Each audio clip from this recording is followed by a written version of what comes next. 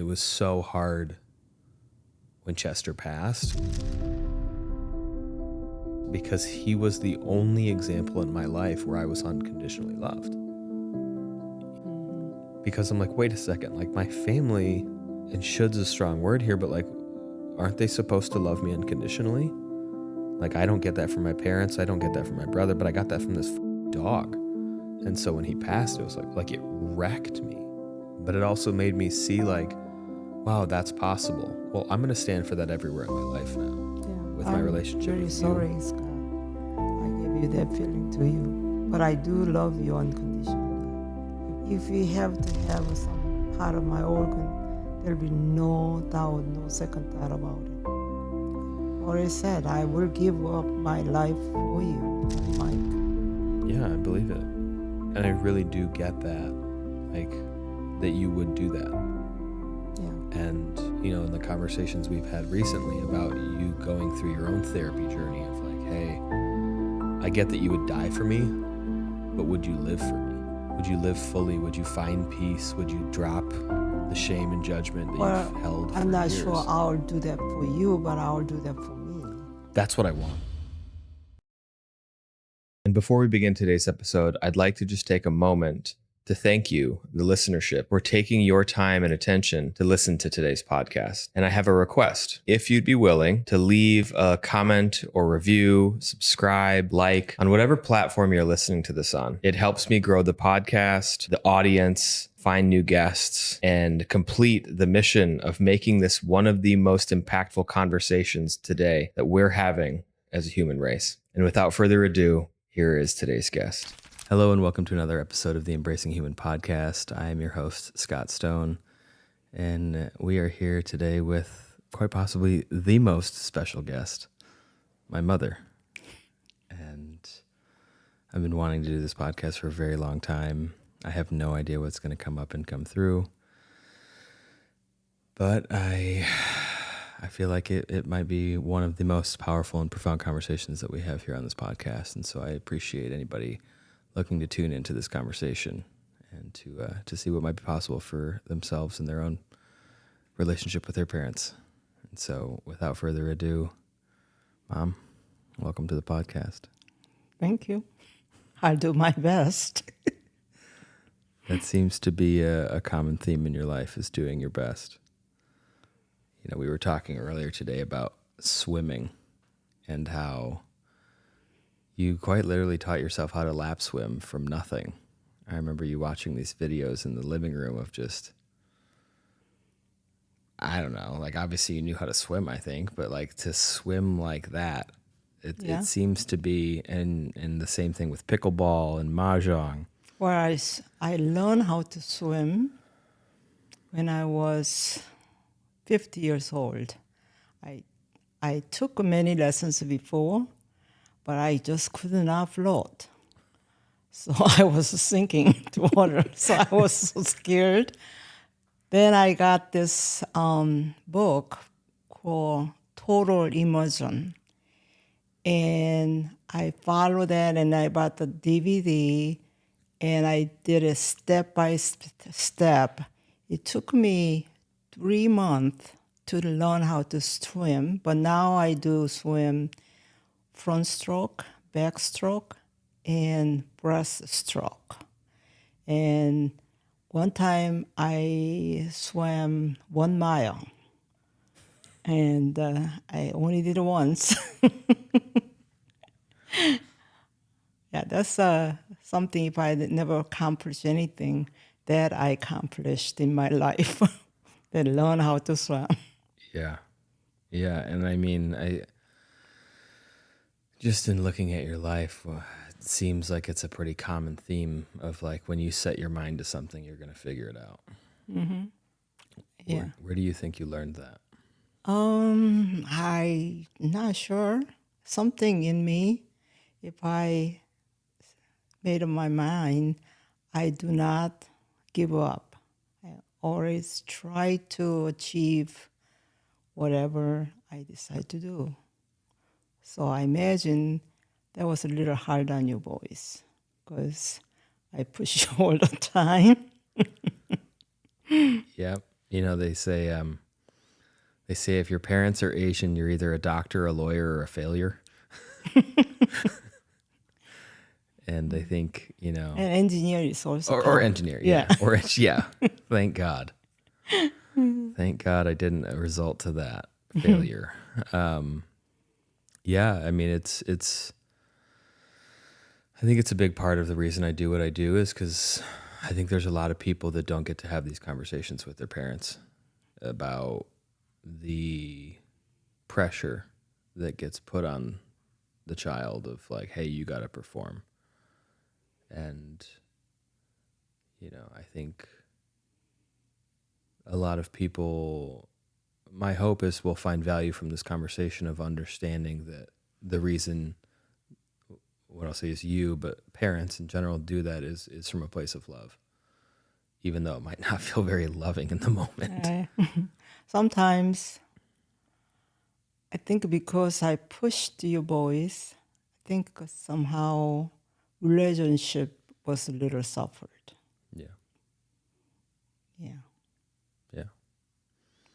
So if I do have to do all over, I'm not sure what I would do.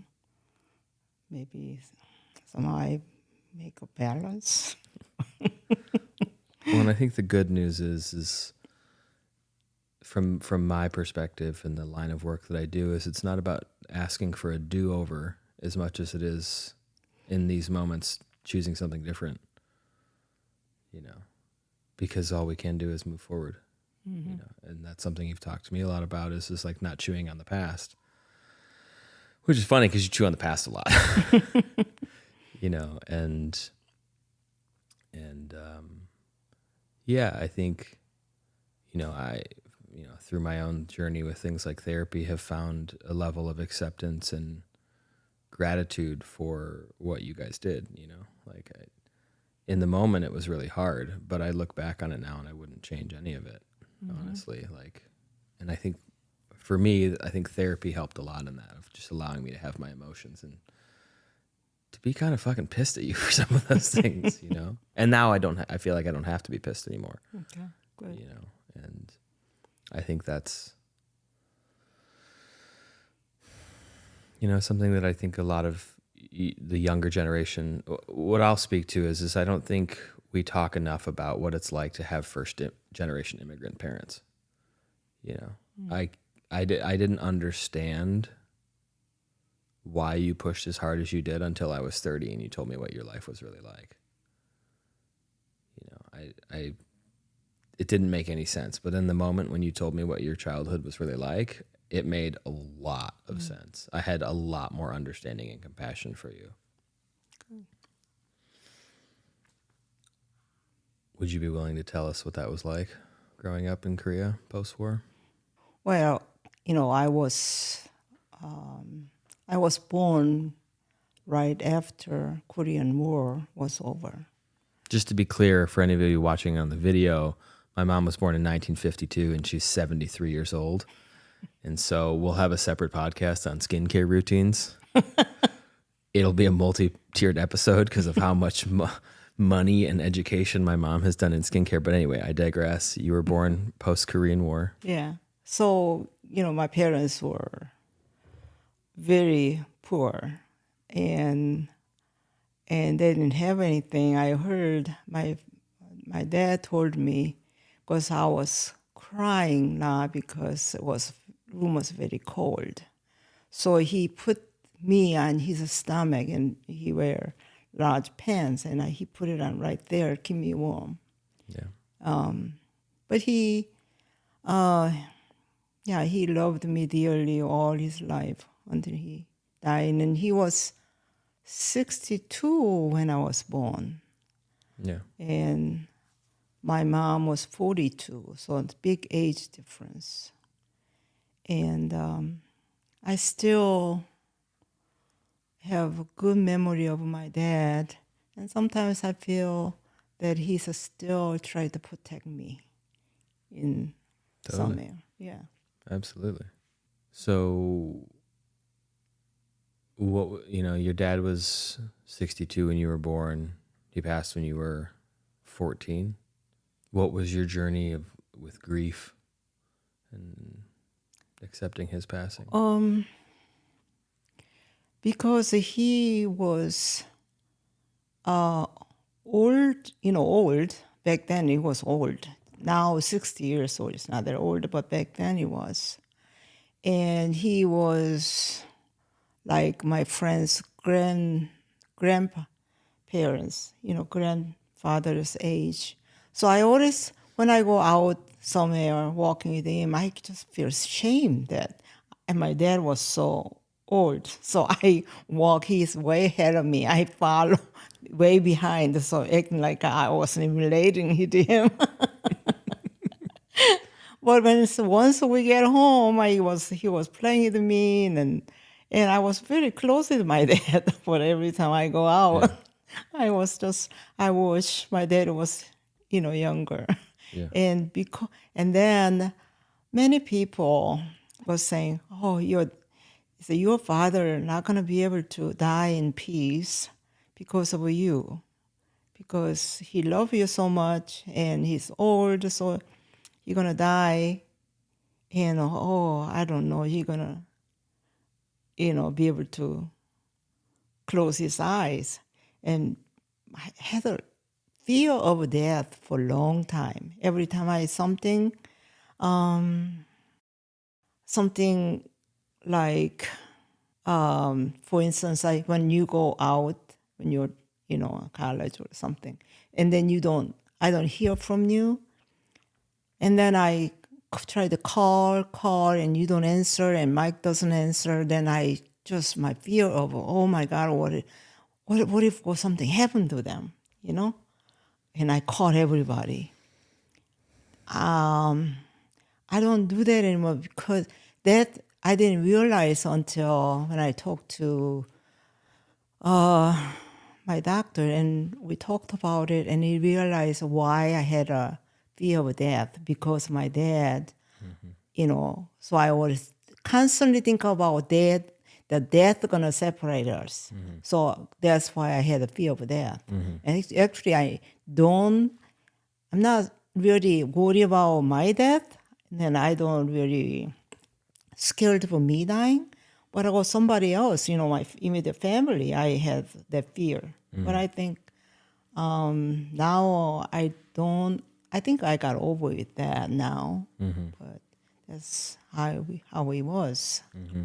My childhood, it was good. I was, in a way, I was happy, but we were very poor. Yeah. So back in Korea, you have to pay tuition for like a junior high on. Elementary school was free, but junior high on you have to pay tuition. That he really have difficult struggle to make my tuition for that. High school was a lot more expensive, so I couldn't go high school that I really wanted to go. We had a big entrance exam, which was I passed, but my parents couldn't afford because they wasn't living in Jeonju, which was that where I grew up. So I couldn't go that high school. That just broke my heart. Yeah. Yeah. So. Yeah, I remember you telling me about that story after Landmark, and I'm going to recant it as best I can, and you tell me if I'm incorrect here, but what I remember you saying is that you were sitting in a room with like 700 people or something, or they did like the attendance roll call or something? No, probably about 50, each class is about 50 students. Yeah. So yeah. How big was the whole thing though? Well, you said they did the attendance and you right, he was checking. My name was, because my name was on that sheet, that that class I got assigned. So I went in, and he was calling our names, and he count head, and he said, "Oh, some reason I have one more student here."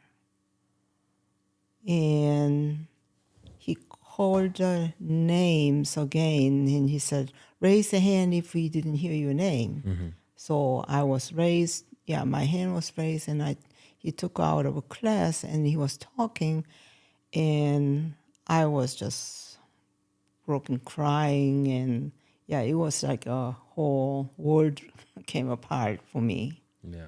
Yeah, that was a very, really traumatic trauma for me for a long time. Yeah. Yeah. I mean, it took you 30 years to even tell me about it. It was. And so what happened after that? So after that, we moved to different city. Actually, my mom was there already. I moved in with my brother and her in the city, and I couldn't go school. So I mean, I was just working every day, and I just didn't have any home, and I was just very, very sad. And then my sister she was 9 years older than I am, but then she was in women's army, and so she told me, join the army, and then I can continue to my education there. So I joined the army. How old were you at this time? I was 15 at that time, but to get in the army was 16. Right. So she kind of Forged you. changed my birth certificate, and so I got in. So I hated it. I just really hated it. But and when I went to high school, then I finished my high school education. So not only did you lose the ability to go to school, but your dad also died at the same time. Yeah, my dad was, he lost his mind really because I told him I'm going to kill myself if I can't go to school. And then I went somewhere, and he couldn't find me. And he thought I killed myself in that railroad track. Wow. So he was searching for me around there. And it was just kind of sad time for me. Yeah. Yeah, that sounds like a lot. And then you joined the fucking army. Yeah. What was that like? I was just really hate to wear a uniform and hate to go to school and, leave the uniform on. And it was a difficult time for me. Yeah. Yeah. And then where amongst that did you learn how to type and... Oh, yeah, when you join army, they have a class. They kind of have a drill time, how to shoot the gun and then march and all that. But most of the time, we were in a class that we learned how to type, It was like a robot, you just same movement on the fingers and all that. So that's how I learned how to type, Korean, word. And then after that, and then they send you to office, the army headquarters, and we are assigned to like a secretary and typist. So that's how I worked, and then I went to school at nighttime, and so I was there for 4 years, and my sister wanted me to become an officer, but I just, I hated it. So I just got out. First day I could get out, so I got out. When did like the KSA thing happen? The Secret Service thing? So when I was working, I was working at like a CIA. Yeah, Kind the of. KSA. Yeah. So I was working second highest. Yeah. Like general. the VP of fucking Yeah. the KSA. So actually that he was the highest guy. He is so devoted to that general was who shot the Killed the Korean president. Park Chung-hee. Yeah, he killed him. Yeah, so your boss and the number one guy colluded to assassinate the So I Korean don't know president. what happened to my boss. I imagine he might be. I have no idea. Probably dead. Yeah. By now, yeah, he is. Probably dead. Because how old was I? I was like, 22, 23. no, I was 16, maybe 18, maybe, you know? were- Yeah. So now I'm 73, so he's a long definitely dead. death, a long time ago. I don't know how he died, but yeah. I mean, if he assassinated the Korean president, he probably died a long time ago. Yeah, I'm sure he got, He got a lot of trouble, Yeah, probably. yeah. And that happened after you moved to the States, right? Yeah, I think so. Yeah. Yeah. Yeah. So just a little bit of context here. I mentioned it earlier. My mom told me this story when I was 30, 29, 30, something like that.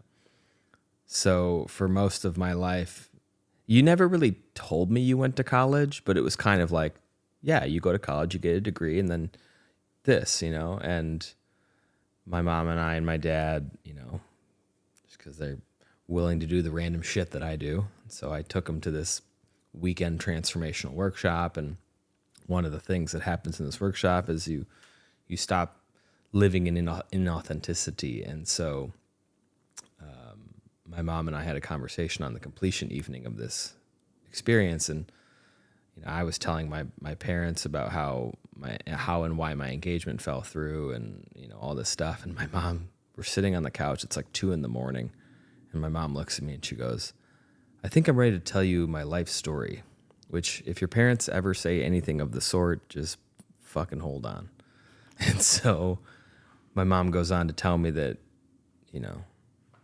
she never went to college and she stopped going to school. And what would that be, like the 7th or 8th grade? You got kicked out of school in the 7th or 8th grade, and like That is a ninth grade. okay, so not high school. Yeah, so you didn't go to high school. I mean, you obviously finished and got your degree, but so she's like, yeah, I didn't go to high school because of all this. My parents were too poor, and I joined the Korean military and ended up working for the Korean Secret Service. And I'm like, this is a way better story. Every person I tell this story to is like, that story's way better than I went to college and got a degree. Like, you joined the army and joined the Korean Secret Service? I tell people, I'm like, my mom was a spy. And they're like, what? Yeah, but Korean culture is different. 100%. Yeah. Oh, It's obviously there was a lot of shame that went along with it. Yeah, it's a very prejudice of rich and poor Yeah. and the education. Right. Everybody first met, what college did you graduate from? Right. If you don't find out you don't have a college degree, kind of they look down at you, Right. on you. And Yeah. What was that like? Because you talked a lot about how your mom would still tell people you went to college and you had to kind of like uphold the lie. yeah, I just stay quiet. Yeah. Yeah. Because of that, my mom was like that, because they don't want them to look down on me, and so she tell Korean people I went to college. But in a way, after I got here, I took a lot of. I never got the degree, but I took a lot of courses at the college. Yeah, the English was always on the way, and. So I'm still thinking about maybe I should go to college and finish it, but then what for? Yeah. What for? I can't. I'm not gonna put myself that way. That kind of stress. Yeah. I wouldn't waste your Yeah. time. What was your relationship like with your mom? It wasn't that great, and she, of course, she wanted me to, have education, but it wasn't that important to her. Obviously And important enough to lie about it. I don't, I thought about, he never pushed me. He never asked me what kind of grade are you getting from school. And one time she told me, and I was crying because of congratulations, she said, education doesn't matter. As long as you, get married to good guy and either money, your life will be all good. And I hated it so much. I hated her at that moment for a long time. Yeah. Yeah. So you came to the United States, what was it? October 31st, 1976? Yeah. What was it like to come to America versus the idea of America that you saw in movies? It's so unrealistic. It was. I mean, America was like what I saw on the movie. Right, like ball gowns. Oh my, that's just like, yeah. So when I came here, of course, when I was working at the bank in Korea, I made a pretty good money. Banking job here is not, high paying job. In Korea, banking job is one of the best job, especially for ladies. Yeah, when I was working bank, I was pretty fashionable, and I really liked my job. So, anyways, when you come to U.S., you think about you're gonna have a party. So I used to go dress shop to get my clothes made, and then I went to this special dress shop, and they measure my measurement, and they make a hot pink spaghetti strap, open shoulder dress. So back then, I looked pretty good, I wasn't heavy, I didn't have a stomach, and so I think I wear that maybe twice at Korean, party, and then I went to this special dress, the Korean traditional, clothes, the dress shop. It was very fancy. It was very expensive. I still have that, but anyway, I pay big bucks for that. So I brought that in the United States. I haven't really. I went a couple times just taking pictures. So, that's like an unrealistic dream. And we went to see Miss Saigon, the Broadway show. And that guy, he's a pimp. And he was singing My American Dream. It's like really realistic song about how he think of America, my American dream. And I realized, that's what my American dream was, Yeah. So. Sounds about right. Yeah. Yeah. What was it like coming to America in the 70s, being Asian and not speaking the language? Well, did you deal with a lot of racism or? I think so. And one of them was like I had a fear of going out because back then it was not a lot of foreign people, especially Flint, Michigan, Every time I go out, when my sister and my brother moved to Flint, Grand Blanc, we had to stay in a hotel for a week before they find a place. So we have to go out and eat. Every time I go out to a restaurant, people literally stop eating and stare at us. Yeah, just stare at me. Of course, I probably look very Asian back then. Very Asian. Yeah, very Asian. So I was developing the fear. And then when I go shopping, and everybody was say same thing, So I just really afraid to go out. What would they say? For a while. Now they not say the way they look at me. Oh, okay. It was Yeah, just, I they would look stare. at me. Now I got used to it, but so it's just. But now if people stare at me, I thought, oh, I must be pretty attractive. It's a good reframe. A good way to look at it. Yeah. Yeah. Yeah. I mean, yeah, I remember, Aunt Kim, Dad's sister, saying that when she saw you, she was like, "Oh my God, I've never seen an Asian woman before." And like, I want to be her friend. Yeah, times have changed, but I don't think most people understand what it was like back then, what a real minority felt like. Oh yeah. Very different. Oh Very yeah. different. And then luckily I got a job right away.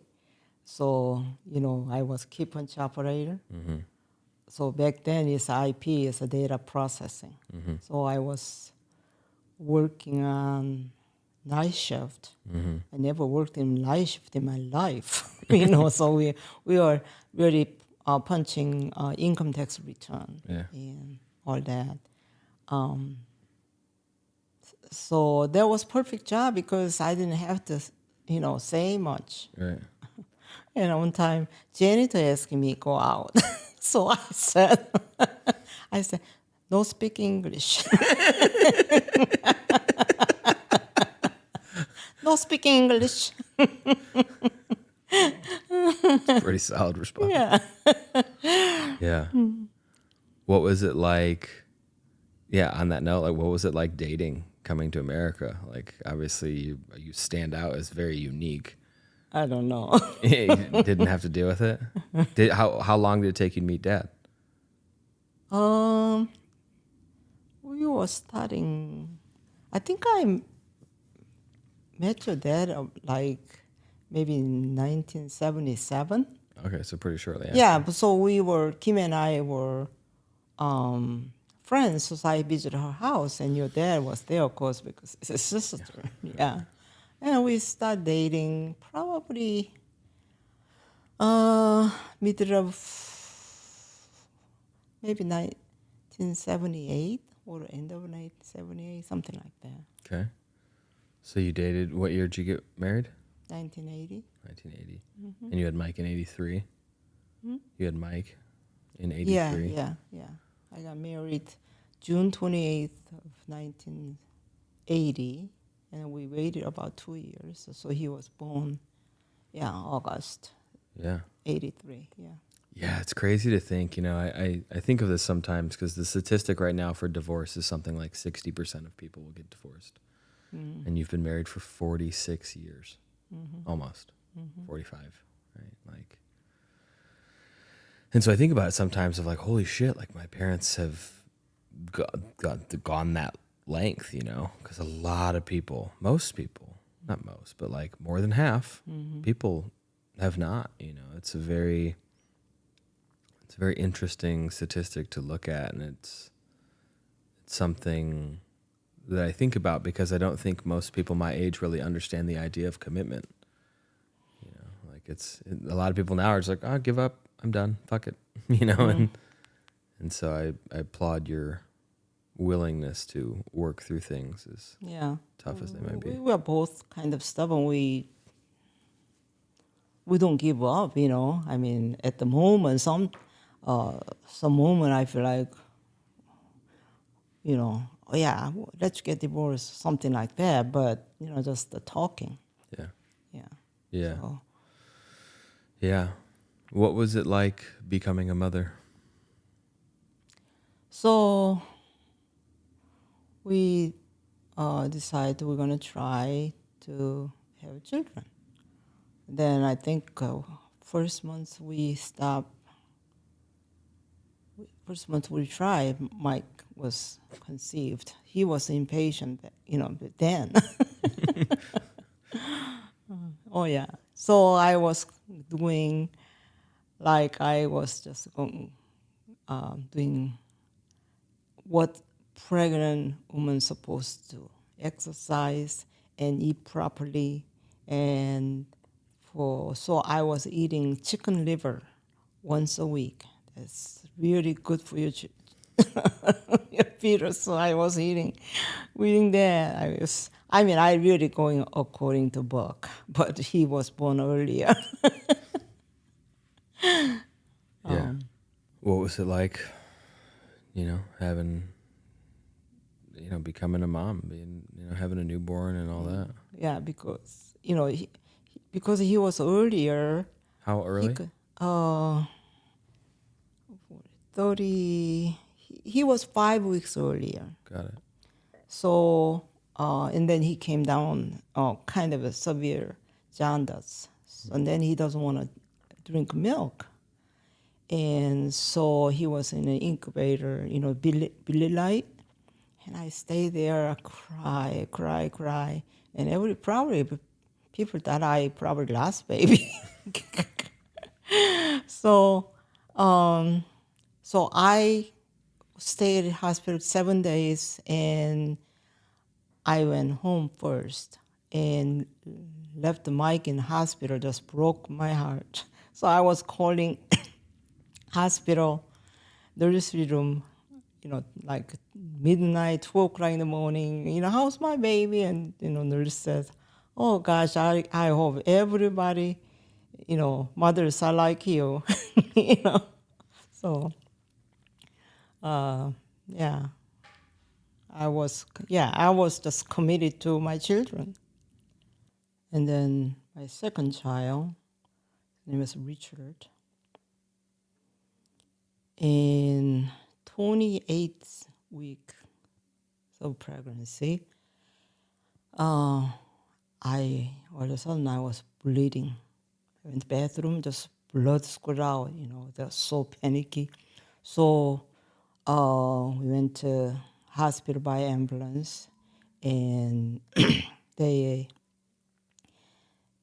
put me like a bed rest. Not just stay still. I couldn't even go to the bathroom, and I had to use a little bedpan, and I could not pee when I was laying down. Oh my God, my life, I couldn't pee. Yeah. So anyway, and then did that week, and they sent me home. So we went home, and same night again, I was bleeding. So we back to the hospital, and then a couple of days later, my water broke. So that's why it was, I had a C-section for that. But his lung was too premature. So he died day and a half. And then I come down kind of infection. Come down very high fever, so they would not let me hold the baby. So I couldn't hold my baby. And then he passed away. So first time I heard him was when he was dead.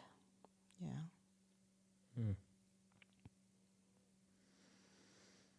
Oof. Heavy.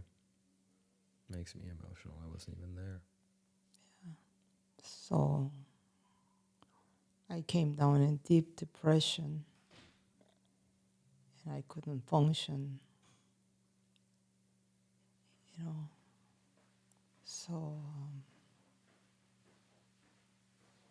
then somehow my work called me back because I took a volunteer layoff.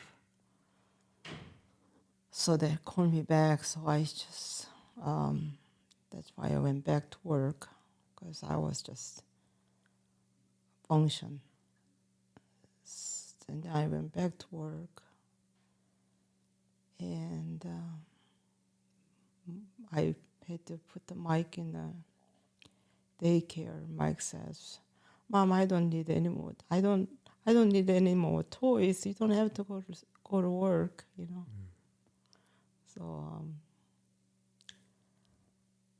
So anyhow, then after a while, I got pregnant. So with you, and I took a sick leave because my doctor. I told him, "Doctor, I want to be." So doctor give excuse to why I have to be off my feet. So I I was sick leave, and after you were born, I took another volunteer layoff. So I stay home with you about 4 years, almost 4 years, I think. Wow. Yeah. And then, your dad wanna leave GM. He wanna do his own engineering consulting company. But then, that time, economic disaster happened. Nobody was hiring. They cutting all the manpower, and so he had no chance to succeed his business. So he had to find a job back there. When he opened the business, to support him, I went back to work. And then since then I continued to work until I retired. Yeah. What do you think shifted? How do I want to say this? Having lost Richard and then me being born, what do you think shifted in you of like how you showed up as a mom? Well, I mean, of course, I adore you, and you're healthy, and so yeah. I accept the fact, because you were there. I mean, I suffered from sadness for losing Richard, but about something about me, even now, that is things happen. At that time, I never asked God, why this happened to me? Why me? And I was thinking, why not me? This happened to a lot of people, just I don't know them. And then finally, it happened to me. I said, yeah, why not me? It happened to me. So I accept the fact that it happened, so I got to live with it. I mean, I think that's kind of my way of living. I still do that. I don't. So, I don't. I try to live each day, fully as possible, enjoy each day. Yesterday is the past, so I don't dwell on the past, and then tomorrow is future. I can plan on it, but I try to focus today. So, really, I didn't want to go back to work, but at the situation, I went back to work. I really hold a grudge against your dad quite a while, because I had to go back to work, because I believe in him. We can succeed, so I don't have to work anymore. But it didn't happen, so I was angry quite a while. When I left your daycare, you cry. Stand in the window, you go, so Mom, and you cry, and then when I called and talked to you, and you start crying again, Mom. Sounds about right. Yeah. Sounds about right. Yeah, it's an interesting thing now. Maybe it was more common back then, but now the idea of dual income households is almost necessary. Yeah. Like it's almost impossible to have a single family income. Yeah.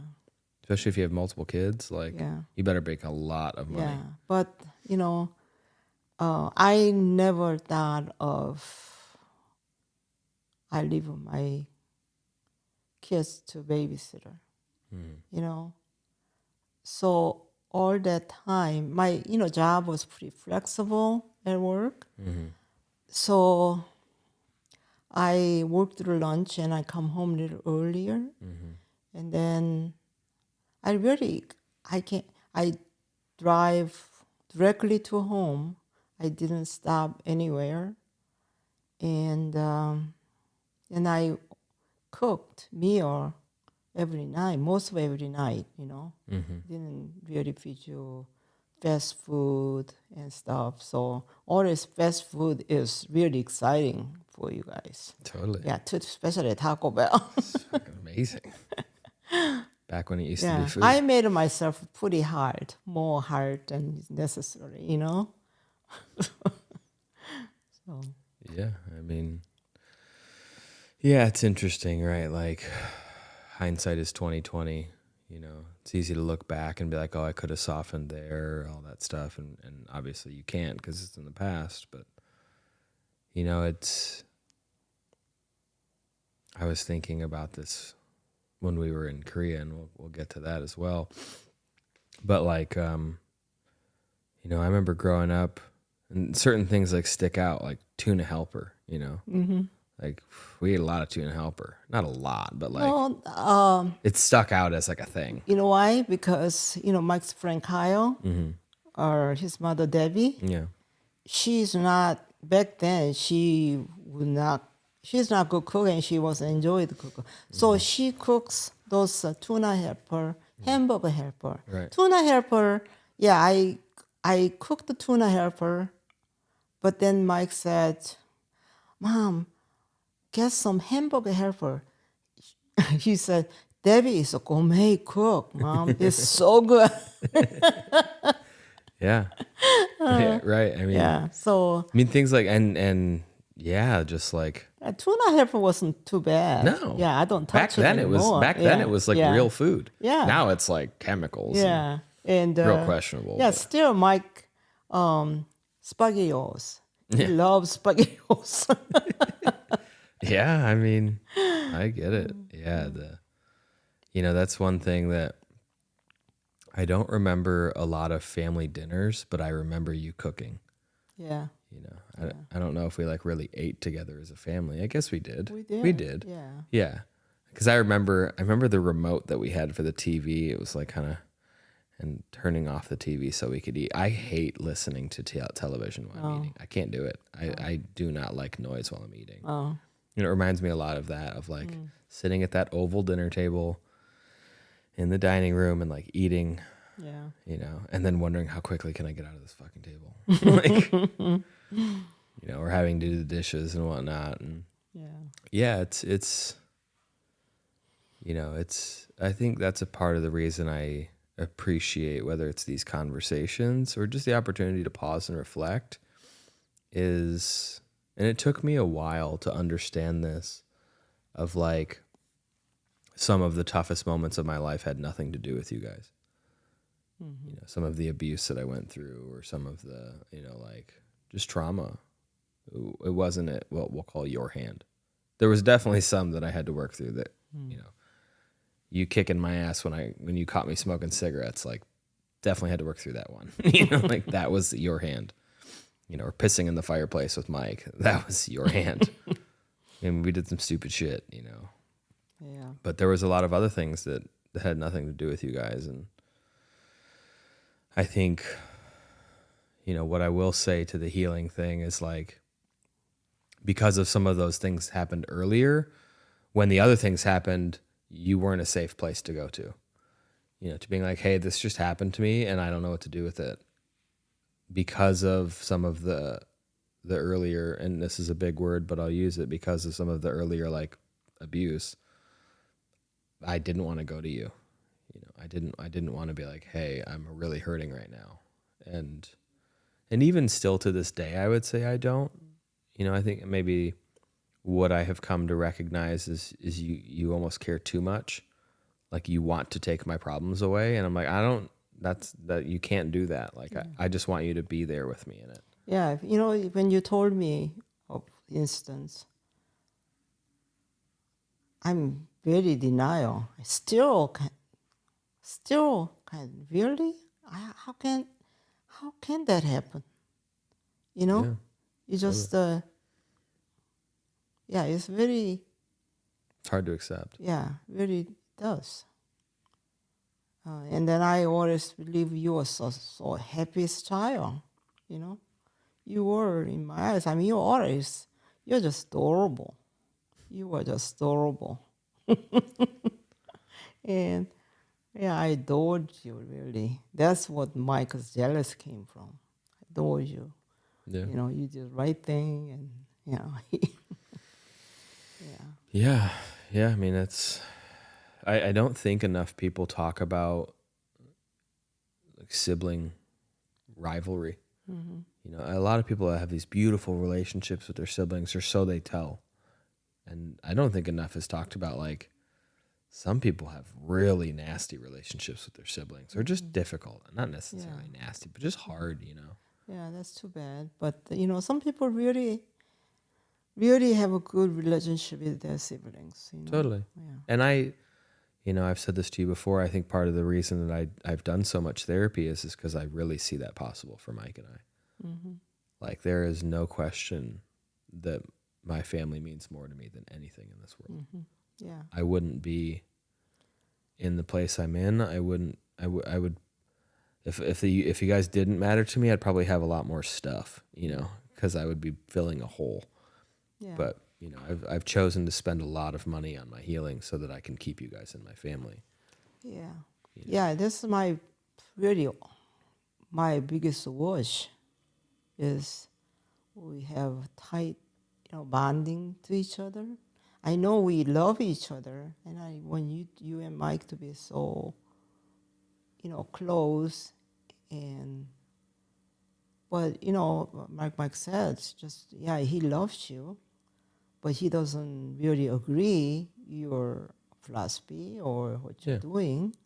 Hopefully, he would accept one day, because of your philosophical. Yeah, you know, Michael isn't. You know, Michael isn't philosophical, and your dad is not too much either. But I am I am like that too. So. Yeah, I mean, Mike put it really well one day. He was talking about you, and he's like, I love Mom. I just don't like her. Yeah. You know, and I think that's a common thing in our family is we love each other. Yeah. We just don't like each other very often. Mm-hmm. Yeah. And that's hard, you know. I think it's a common reality That's that a lot of people deal with. Yeah. Most people don't talk about that. Yeah. They love their family, but they don't really like them. They don't really they don't open up, you know. It's a closed door. Behind the closed door is different story, but they make everything look so peachy, you know. Yeah. A lot of them are like that. I saw a post today actually about this. One of my friends is a neuropsychologist, and she said, I don't remember exactly how she worded it, but something like one of the deepest like agreements that we make in families of what she called narcissistic abuse is at all costs uphold the lie of the perfection of our family. Mm-hmm. You know, and I can remember years ago when I started doing this healing work and started talking about it, you looked at me and you were like, oh, we don't talk about this. This is for our family only. And I was like, well, if I don't talk about this, I might kill myself. And you're like, maybe you should talk about it then. You know, and it was hard to like peel back the layers on some of the things that were happening because of the story of like, well, this is for us. We don't talk about this. And it's like, I hoarded my past for a long, long time. I do not open my door to anybody. I know. Yeah. I know. And that was something that I really had to work through because I was like, oh, I'm opening the fucking door full force. This door is getting opened at any cost because if I don't, I'm going to be addicted to like heroin and I don't want to be addicted to heroin or living on the streets, you know, and living a fully sober life now, like I get why people do that because in order to not feel the feelings that are constantly there, you have to numb. And so that's sex, weed, porn, alcohol, drugs, abuse, like whatever it takes, spending money, you know. And sometimes those things still come up. Like I can spend with the best of them, you know. And also at the same time, like reining that in and just feeling my feelings and allowing myself to feel anxious or scared or disappointed, you know. It's been an interesting thing because, you know, you said earlier this wish you have about having a close-knit family and one that opens up to each other. Part of that journey has been like, for me, it's been learning how to have a robust enough nervous system that if I'm willing to explore or experiment opening up with you, you might drop the ball. You know, like if I open up to you about, hey, you know, I'm dating this woman, you might reflexively react with judgment, you know, and learning how to communicate with you in a way where I'm like, hey, I hear you talking right now. I'm not looking for your opinion. I'm opening up as you ask. I'm opening up right now, and I'm just doing it so you can hear my experience, so that you can receive me. I don't need your judgment. I don't even want your judgment. And sometimes that is received where you're like, thank you for sharing. And sometimes you're like, well, I'm going to still give you my fucking judgment. Yeah. Yeah, I'm really lack of that, you know.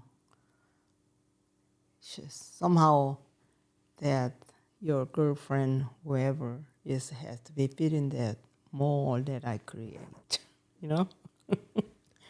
So, Yeah. yeah.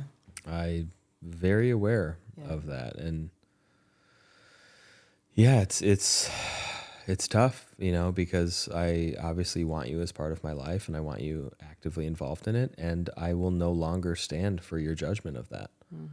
Because if I whoever I choose as my wife, I'm going to choose her before I choose your thoughts about her.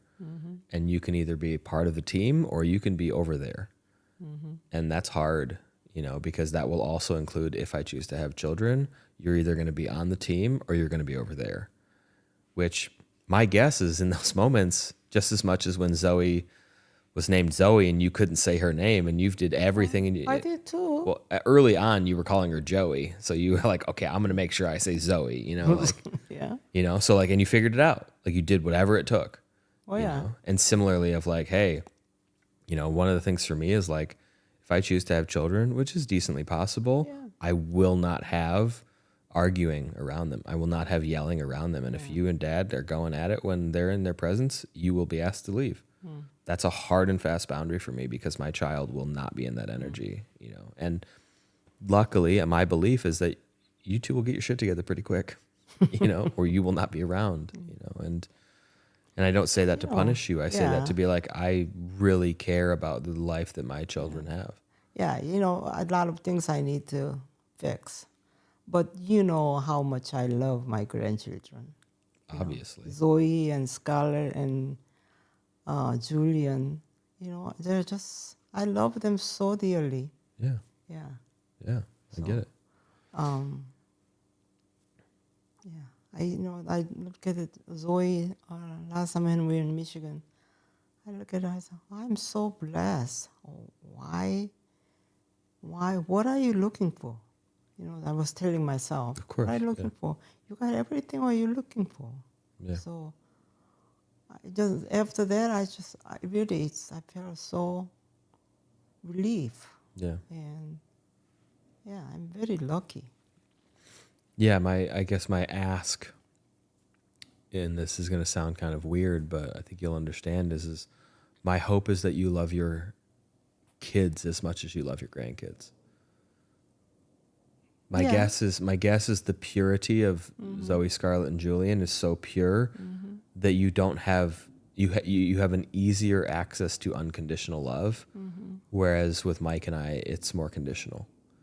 It's more you got to show up a certain way. Like you can't smoke weed, you can't vape, you can't all these things. This is what your partner's got to be like. But Zoe and Scarlett and Julian, whatever they want, they're perfect.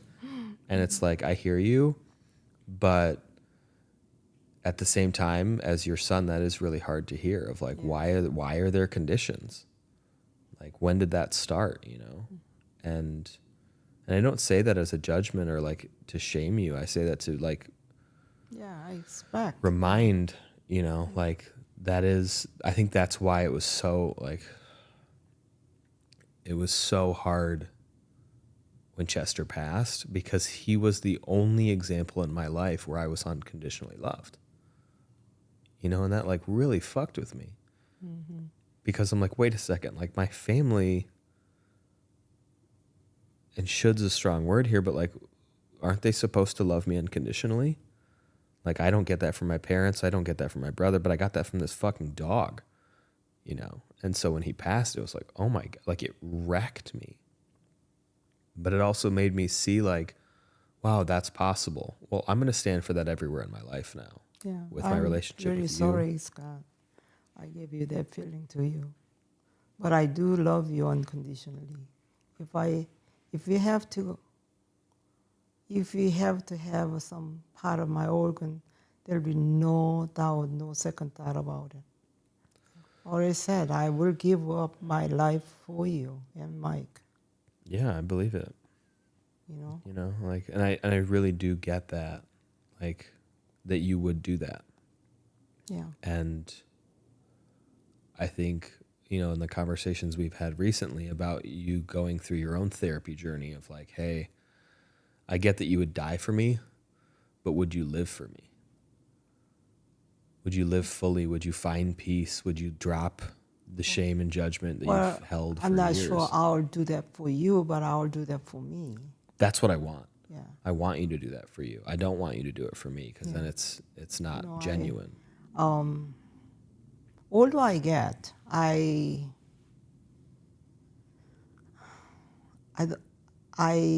want less things, you know.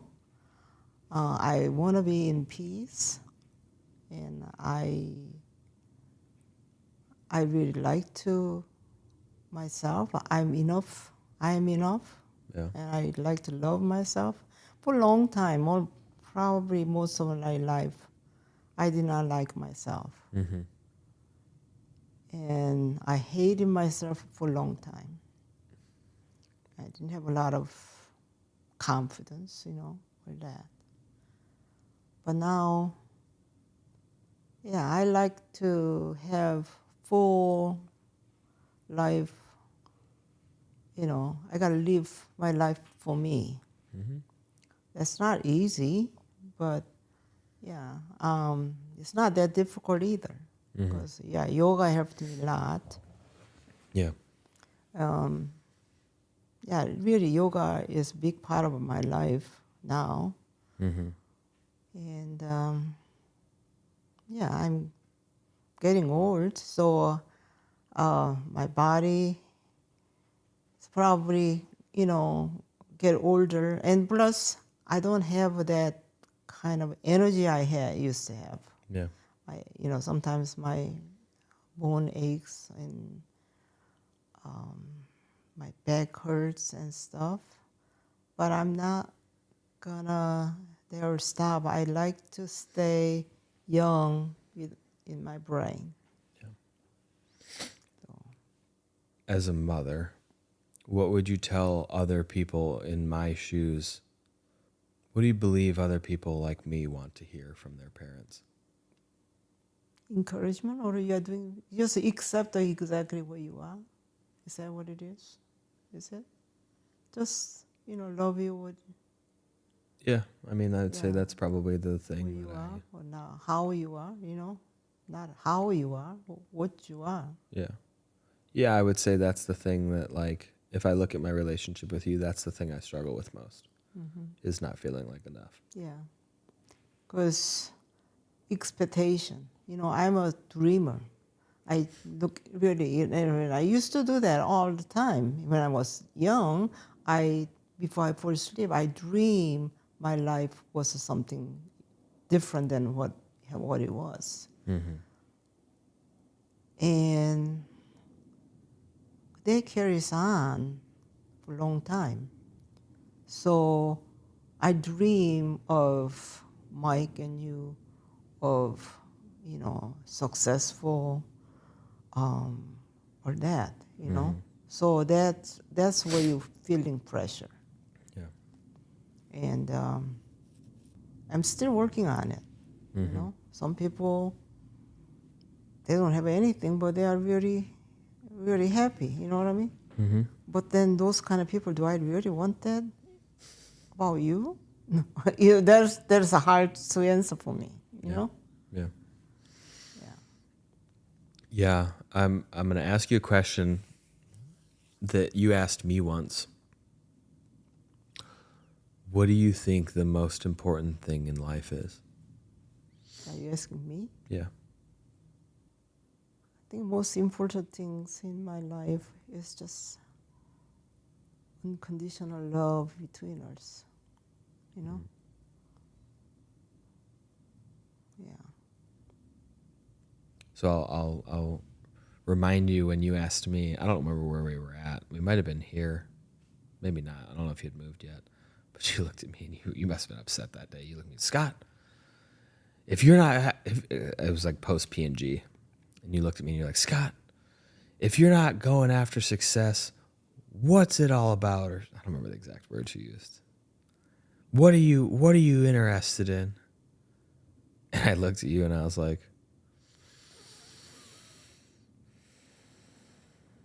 peace. You know, and I think that still stands true. I believe that inner peace is success. That is what I consider to be successful now. Mm-hmm. It's not the money in my bank account, because I know people with a lot of money that are not at peace and they are not successful. And, you know, I'm not saying I want to be poor. Yeah, money will make your life comfortable. Yeah. Yeah. Yeah. Makes options easier. You know, I mean, we travel a lot and went to different country and all that. When you think about now, yeah, I was there. I don't even keep thinking about it. It's just like almost emptiness. You know what I mean? I mean, that, to me, like, and I appreciate what you said in the car of like, to me, I would love to go to Cree with you every year. Mm-hmm. It sounds great. Yeah. I'll do it every year till the day you die, you know, like, but I will not do it if our relationship sucks. Yeah. Because that sounds like torture. I don't know how we, I mean, we gotta try. I mean, I will say I am trying. I go to therapy, you know, like I go to therapy to talk about, you know, like I said, when I came back to Detroit for the holidays, like the moment I got off the plane, I started ripping the skin off my fingers. I didn't do that. I haven't done that shit since. I haven't started up again yet, you know, but being in the tension that sometimes comes with our family system is like, I don't want to do that anymore, you know? And so that's the trying. Mm-hmm.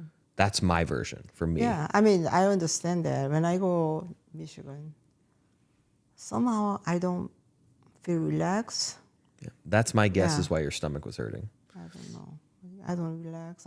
Not comfortable. Yeah. So it's better to stay in my own condo. Yeah. But, yeah.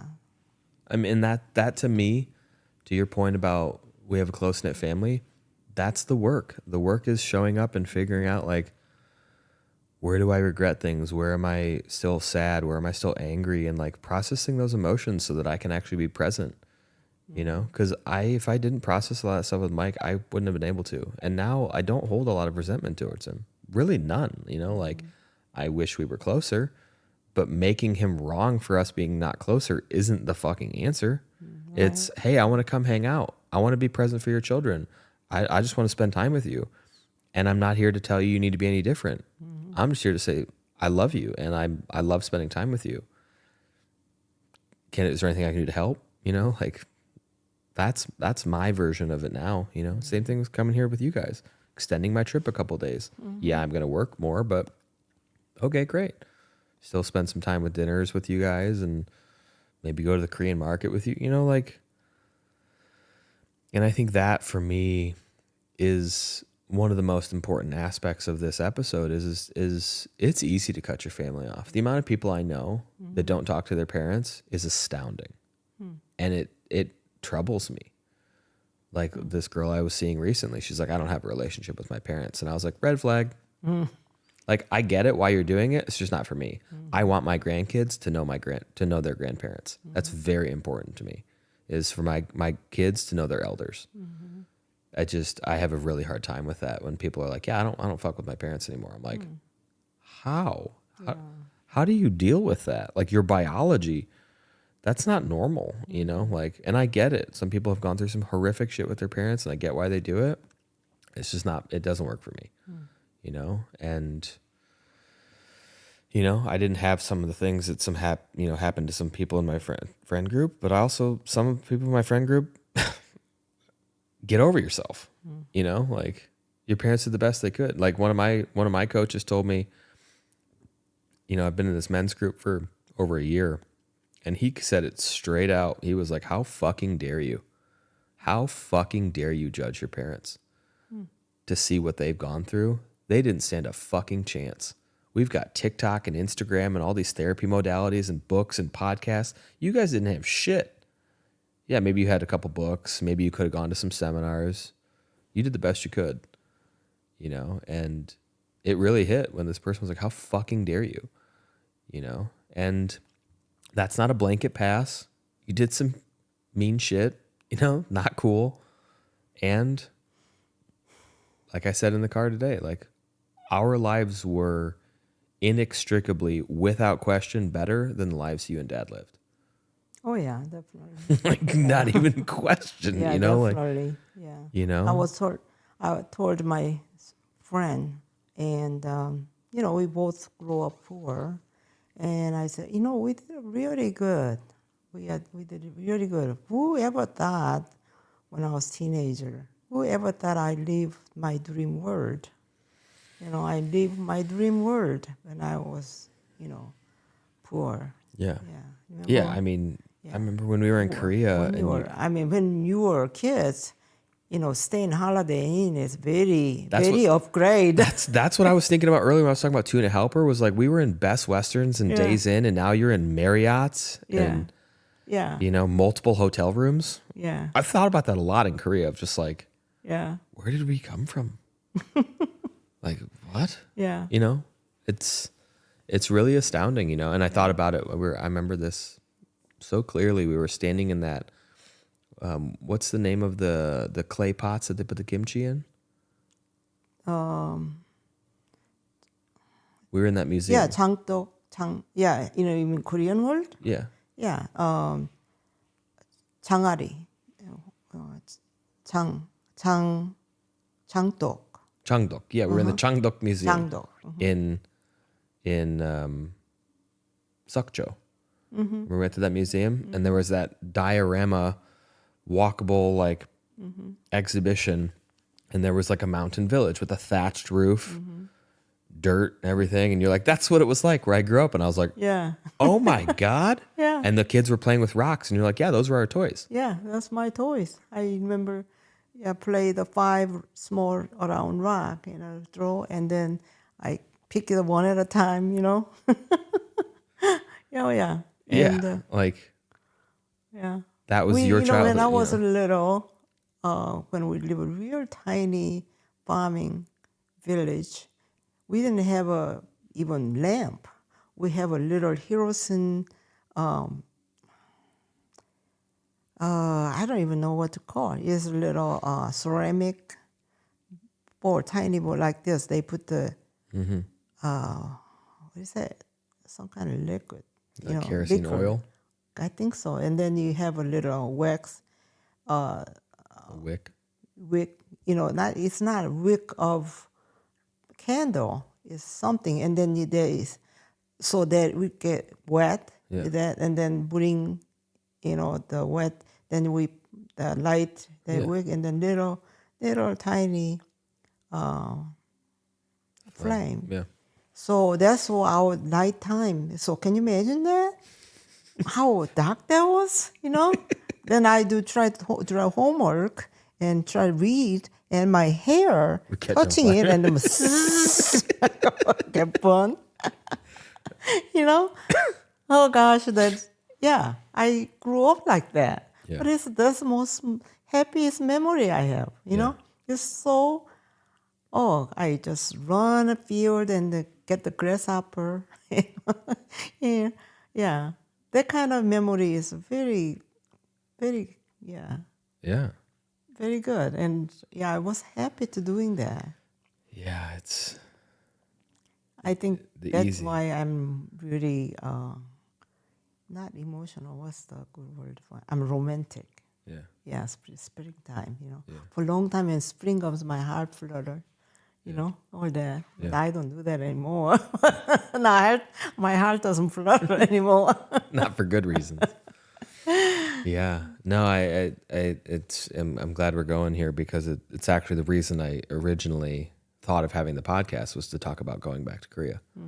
And so just for context for the listeners, so I said earlier my mom left in 1976, and so this past year in October, 49 years later, you went back to Korea for the first time. Yeah. And I've told many people about this trip. Like, it to me was one of the most profound experiences I've ever done in my entire life, was to go with you. And so thank you for the invite. To go there and witness you in your home country for the first time since you left.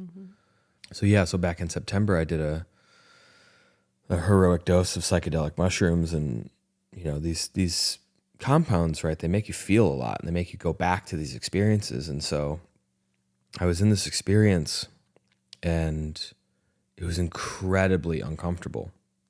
I thought I was going to die. Like, I'm sitting there in my bedroom by myself, and I'm like really uncomfortable, and I start coughing a bunch, and I start having like essentially like an asthma attack. I'm wheezing significantly. And because of all the work I've done with breath work and inner child work, I'm like sitting there, I'm like, hey bud, so you're having an asthma attack right now, and you're wheezing. And so this is really scary, but we're going to need to close our mouth because, when we close our mouth, it's going to bring us into rest and repair. It's going to increase the CO2. I'm literally having this conversation with myself. It's going to increase the CO2, and it's going to stop the wheezing, and it's going to make the asthma attack go away. And this part of me that was freaking out was like, okay. And so I start closing my mouth and breathing slowly, and my start freaking out more of like, okay, well, that didn't work. So I'm going to get sick, and I'm going to puke, and I'm going to aspirate my vomit and die. That's what's going through my head in this experience. And I sit with it, and ultimately I'm like, okay, well, if that's what's supposed to happen, then then we'll throw up and we'll be okay. And I remember saying in this experience to myself of like, no matter what happens, I'll be there with you. And in that moment, I became super emotional because that was part of the wounding that I had as a child was, whether you were at work or, cooking dinner or doing your nighttime skincare routine or dad's working, like when Mike and I would go at it, no one was there for me. That was my experience. And so in that moment, I tell myself, like, I'll be there for you no matter what. And I start crying, like like bawling.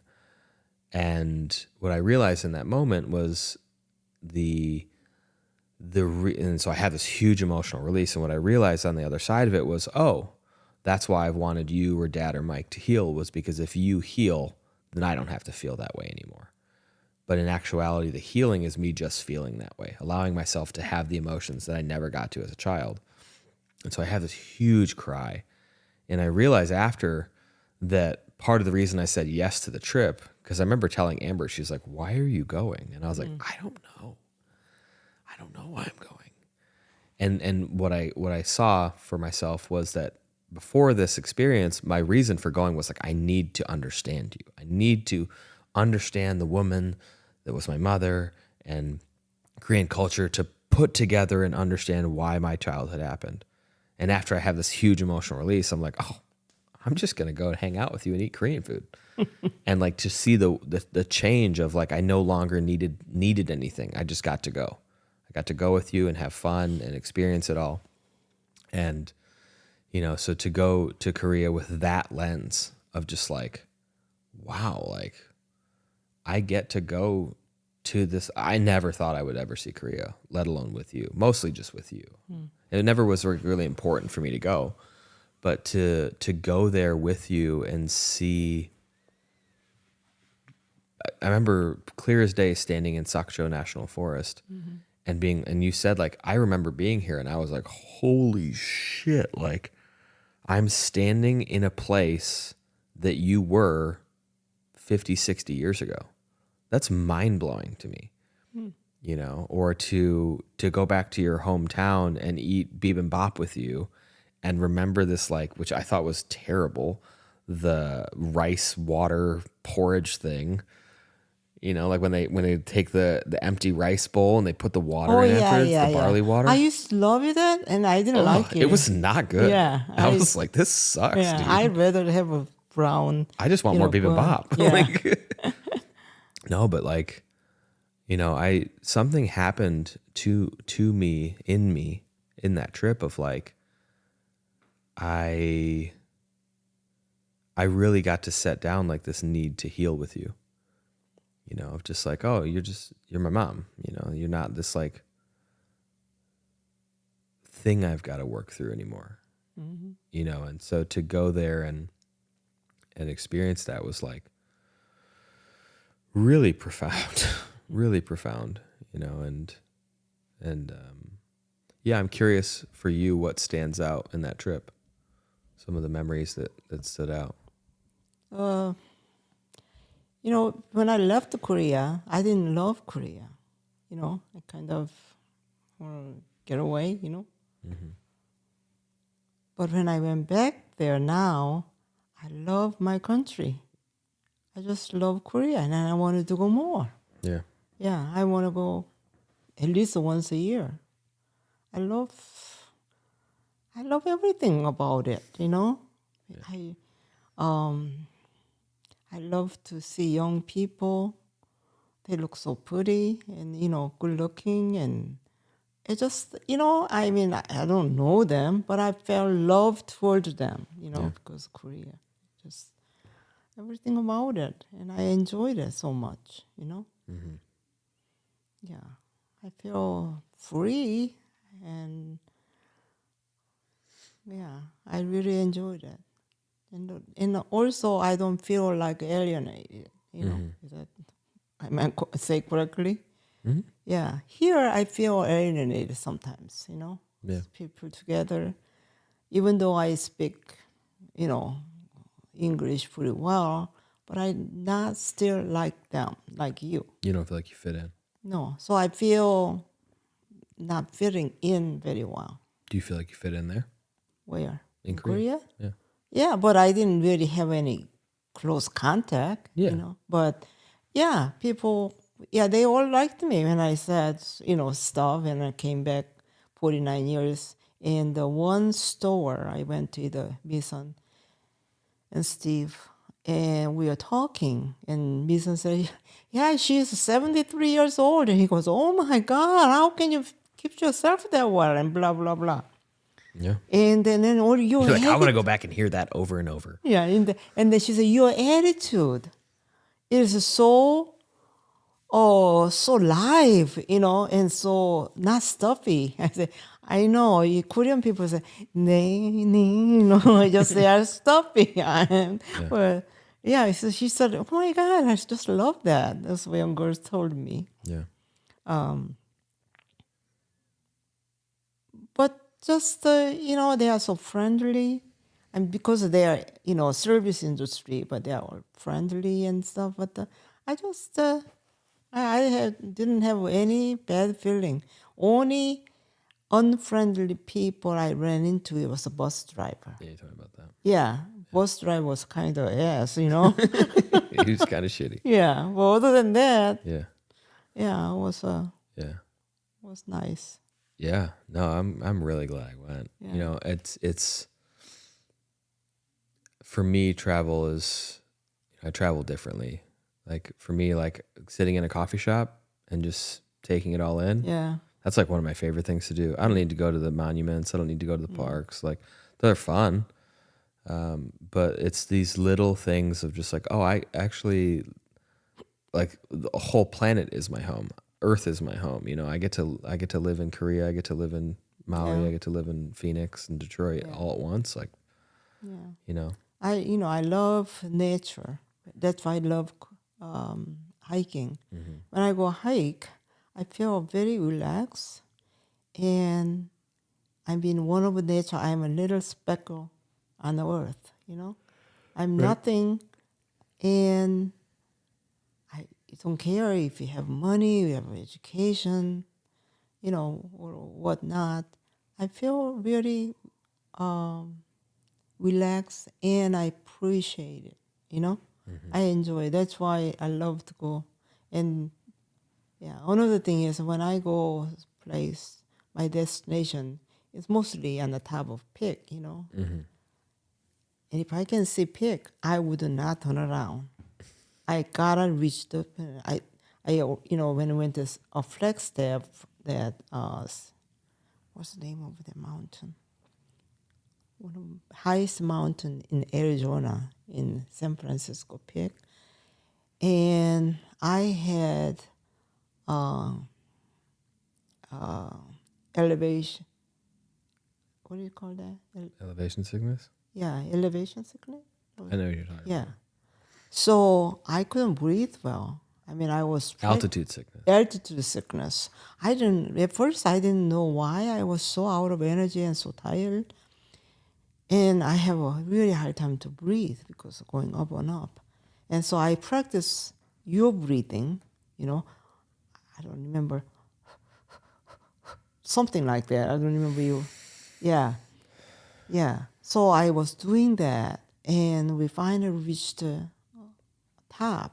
It took her twice as long as I normally do, but we reached the point and we came down in the dark, 8 o'clock. We started at 8 in the morning to 8 at night. Jeez. But yeah, once I start, I gotta finish my goal. It's hard on myself. My friends, realize that I just don't give up. But I just being love in nature. Yeah, I feel like home. Yeah. Yeah. No, Sakura was really cool. That first hike. Yeah. There's no way I was doing the second day. I Yeah. went and sat in a coffee shop. Yeah. That's what I did, and I loved Second day, we were it.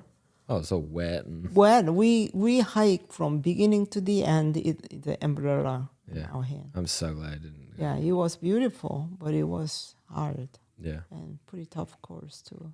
Terrain was pretty. Yeah. Terrain was pretty tough. Yeah. Yeah. No, I mean the other thing that really sticks out, and it's so it's so interesting how it happened. The last day I was there, you looked at me and you're like, "Do you want to do the hanbok clothing?" And I was like, "The last day in Seoul, the last day I flew out, the day I flew out." And you looked at me, you're like, "Hey, do you want to like rent the hanbok clothing?" And- Hanbok. hanbok, yeah. And I was like, "No, I'm good. Like, it's hot." And then no, and you're like, "Okay." And like 5 minutes later, you're like, "Are you sure? You sure?" And I was like, "Look, if you want to do it, Yeah. I'll do it." And you're like, "Okay, let's do it." Which is, I'm really glad we did because it stuck out as like one of the highlights of the trip. Yeah. Just to see. I just never felt part of that culture. I think growing up because I was made fun of for being Asian and Really, you were? oh yeah, for sure. I didn't know that. Absolutely. Yeah, absolutely. Yeah, I mean, bullies suck, Chink, gook. Also- really? oh, I yeah. didn't. You never told me that. Yeah, I mean, my nickname remember AOL Instant Messenger? Like, AOL. Mm-hmm. There was a thing called AOL Instant Messenger, and you had a screen name. And so Cole McNulty, the neighbor, nicknamed Mike Pancake. And Mike's nickname Pancake was because of his flat face. Flat face? Yeah, and my nickname was Shortcake because I was younger. Jeez. Yeah, and so my screen name was Shortcake because of that. Oh, And Mike's was Pancake, which obviously is fucking racist. really? Yeah, that called. He's the one. Introduced Mike to cigarettes and Yeah, weed. yeah. I told his mom. I said, your son is making Mike smoke, and she didn't say much to say. Just. I mean, what yeah, could I she was say? Yeah. I'd be surprised if he's alive. Like the homie was not a good dude. Yeah. I mean, he wasn't a bad dude, but he's bad influence. Yeah. Yes. But like, yeah, I mean, bullies were awful. You know how Mike was? He told me once if I wasn't that strict, and he said, Oh, he'd be in jail. yeah, that's what he said. He'd be in jail All for sure. his friends was in jail Or dead. Yeah. Jail or dead. So I mean, I love Mike and everything, but that's what I know how I do best. So now I'm look at it, and I could do much better, but that's all I. Yeah. Well, and now's the have to do it. opportunity. You did what you did, and now do better. Yeah. You know, like that's healing. Is now you have awareness. Now you do better. You know, and that's, I think, that's the healing path. You know, is know better, do better, and don't beat yourself up for it. Show up every day, and you know, and it's cool. Like, you know, it's only like dawned on me recently that, like, you know, for years I tried to school you and Dad on nutrition or exercise and all this stuff, and looking back on it, being like, this dude's not really healthy. Why would we take his advice? You know, and then now, you know, I kind of dropped all that, and you know, it's cute. You'll call me some days and be like, you know, I remember this. Like, you sent me a text message one day. You're like, you know, I was thinking about it, and I pretty much buy like mostly organic stuff, and like I don't eat a lot of the shitty things anymore, and you know, I kind of like took it to heart. And I'm like, what the heck? I'm I like, don't even remember it. oh, I still have the text message. But like to see, and the same thing with yoga and meditation and breath work, like, you know, it was actually when I stopped making you guys wrong that you started doing some of those things. Like, you need to do yoga, and you need to meditate, and you need to do breath work, and you need to take ice baths and all this stuff. Not that you take ice baths, but like, I remember, you know, you called me one day and you're like, yeah, I take cold showers now. I was like, what? Yeah, I Like, used to, but you know, here it's not really cold anymore. no, it's not cold, so Yeah. I couldn't do it. Yeah, but you were like, I do it. And I'm like, why? And you're like, makes my hair look great. And I'm like, whatever reason you need, that's great. No, I mean, just the very hard, you know, but totally. it was feel good afterward. Yeah. Yeah. Yeah. But I mean, Michigan, I could do it, but not here. That's And that. So That is the theme of therapy. Is it's hard, but you'll feel good afterwards. It's like Yeah. crying. Yeah. It's hard, but you'll feel good afterwards. yeah, You know, and yeah, I mean, same with Korea. There were moments that were hard. You know, and that's actually something I realized. I don't think I told you guys this. Is the parts of Korea that were hard were not being around you guys. What was hard about Korea was I was on the beginning of a breakup, and I didn't feel like I could be sad. I felt like I had to keep it together breaking up. with Amber. I had just broken up with Amber the month before. Oh, you know, and so I was like finding out she's dating some new guy, and Oh, like, she was. yeah, Oh, you know, and I was pissed, and I was like, I can't. thought you were broke up with Amber because of all children. For sure, I was all multiple reasons, right? But the bottom line being, like, I have a full spectrum of emotions, and I didn't feel like I could express those, and that made me mad, you know. And I was like, why am I not allowed? And I was like, oh, because I wasn't when I was younger. Okay, well, I'm not younger anymore, you know. And so, but my point is that like Korea, there were moments that were hard, and then afterwards, I felt really good, you know. Like, I'm really glad I did it. And so, you know, I think that's an allegory for life, is do hard things and feel better afterwards, you know? So anyway, Yeah. couple questions and we'll wrap up. Okay. What advice would you give your 20-year-old self? Like, if you could have a conversation with your 20-year-old self, what would you say to her? Oh, that's a tough one.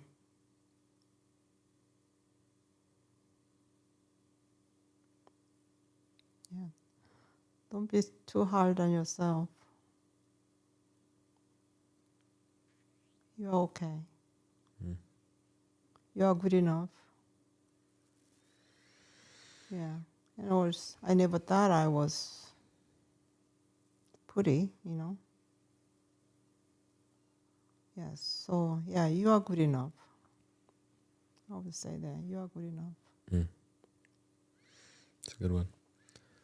If you had a message to share with the world, what would it be? Share the word. Mm-hmm. If you could share a message with the world, what would it be? Be kind. And accept the people what they are. And yes, share your smile. Yeah, be kind. Yeah. There's one word is be Yeah. kind. Simple. Mm-hmm. Simple, profound. To you, what does it mean to be human?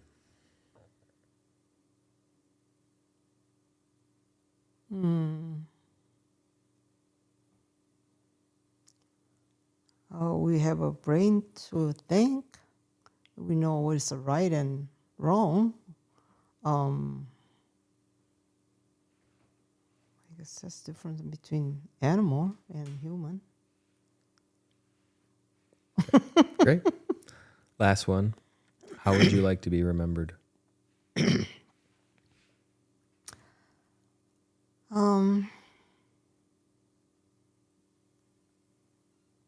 Yeah, Monica was, she had a good heart. And she was very friendly. No, not good heart. She was a very good person. Yeah. Great. Anything else you want to share? Anything else you want to share? In general? I don't know. Sometimes I have a hard time to just say just like that. Sometimes I said I want to be kind. I want to be nice to people. Sometimes just that's what just I'm saying. I don't show either my attitude, you know.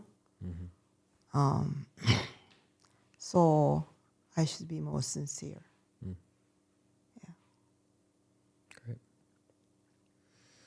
Well, thank you for taking the time to have this conversation. You're welcome. Entertaining all the random things I'm up to in the world. I appreciate you more than I can put into words. And yeah, you know, I don't think I've ever shared this with you, but one of the reasons I went on this healing journey, maybe 10 years ago, someone told me, you'll love your wife like you love your mom. And my response was, well, they're fucked. And I can say honestly now, whoever that woman I choose to be, lucky her. Because of the work I've done to repair my relationship with you. You know, it has had some low moments. And I am very grateful to say it doesn't live there anymore. So thank you. Thank you for thank you for holding fast while I worked through that shit. Because there were some rough patches. Mm-hmm. Yeah, thank you for taking the time. Okay. I'm glad how you turn out, you know, and I thank you for being my son. Wouldn't have been any other way. And for the listeners, thank you for taking the time today and giving us your attention and presence. And I hope that you gain something for yourself and your relationship with your mother or your parent. And I just invite you to, if you can, go tell them that you love them. And until next time, aloha.